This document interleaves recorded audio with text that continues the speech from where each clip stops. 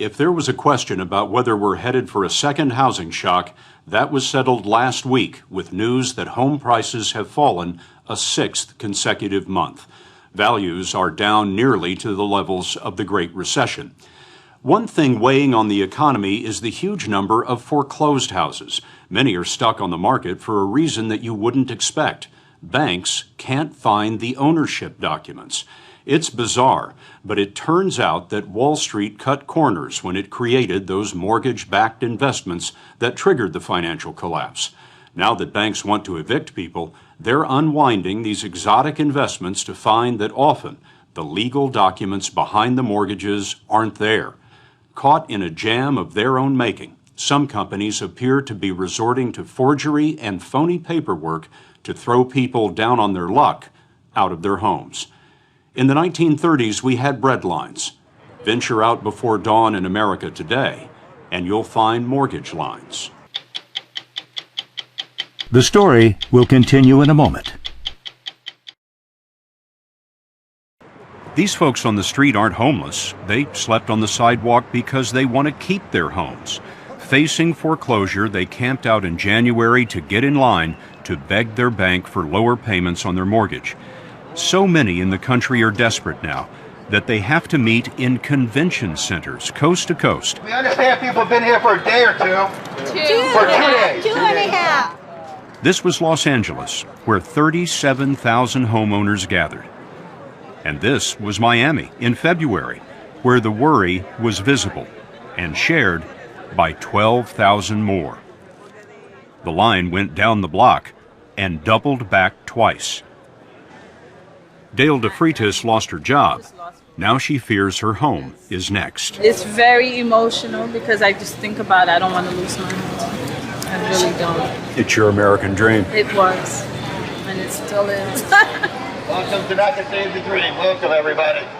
These convention center events are put on by the nonprofit Neighborhood Assistance Corporation of America, which helps people figure out what they can afford and then walks them across the hall to bank representatives to ask for lower payments.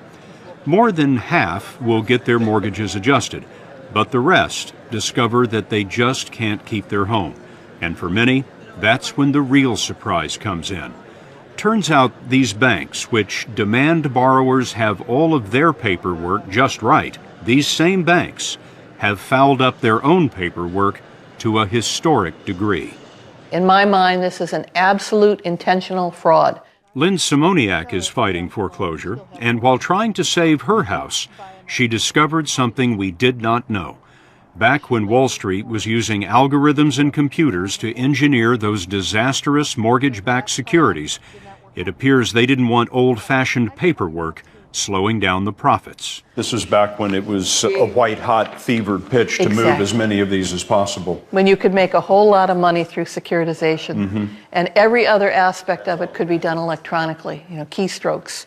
This was the only piece where somebody was supposed to actually go get documents, transfer the documents from one entity to the other.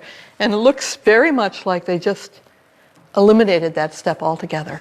Simoniak's mortgage had been bundled with thousands of others into one of those Wall Street securities traded from investor to investor. When the bank took Simoniak to court, it first said that it had lost her documents, including the critical assignment of mortgage, which transfers ownership. But then there was a courthouse surprise. They found all of your paperwork more than a year after they initially said that they had lost it. Yes. Did that seem suspicious to you? Yes, absolutely. And what do you imagine? It fell behind the file cabinet? Where was all of this?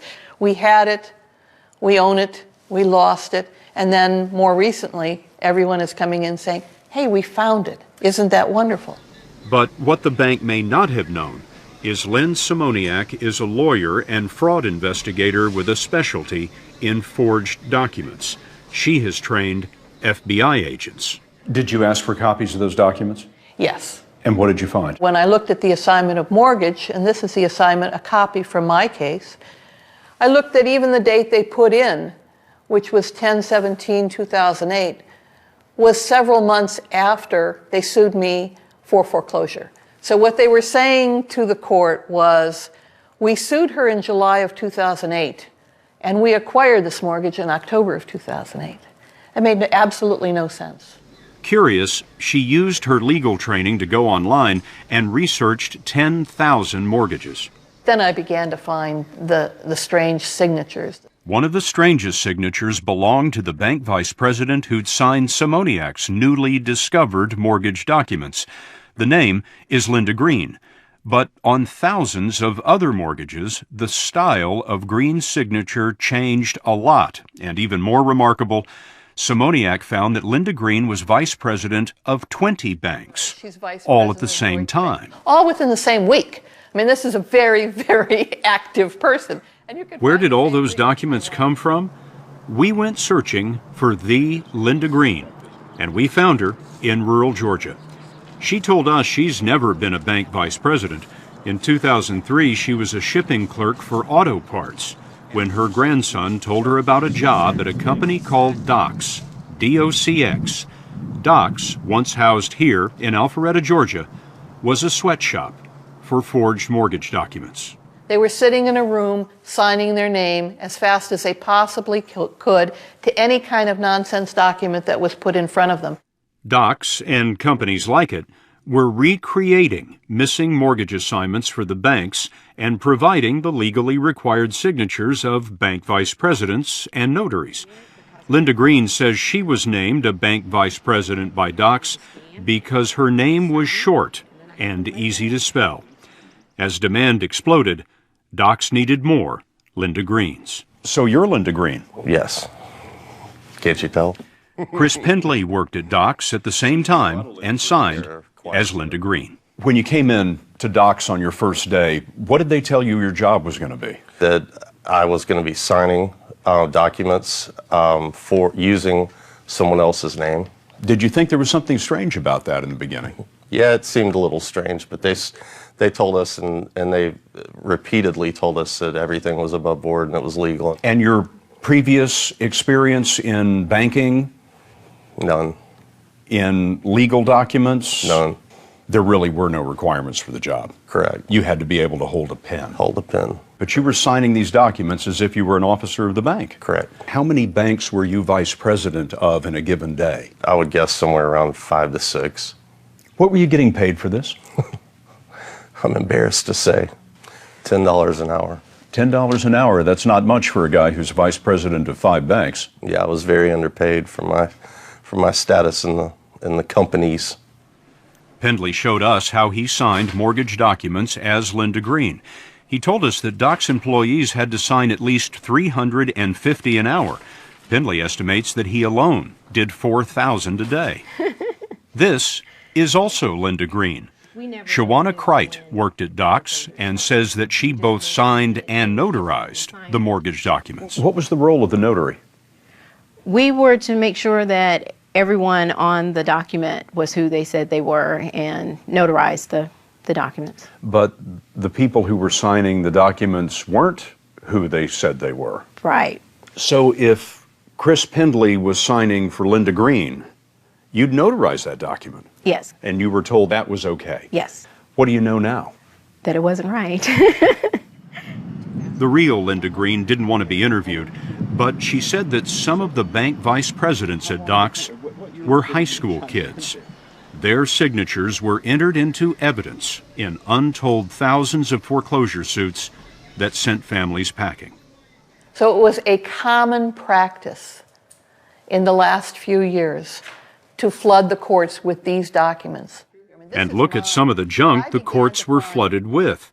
Sometimes the document mill didn't even bother to fill in the name of the supposed owners. To them, it seemed like a joke. Instead of the name of the bank here that was acquiring the loan, this one says bogus assignee for intervening assignments. That's who acquired this loan.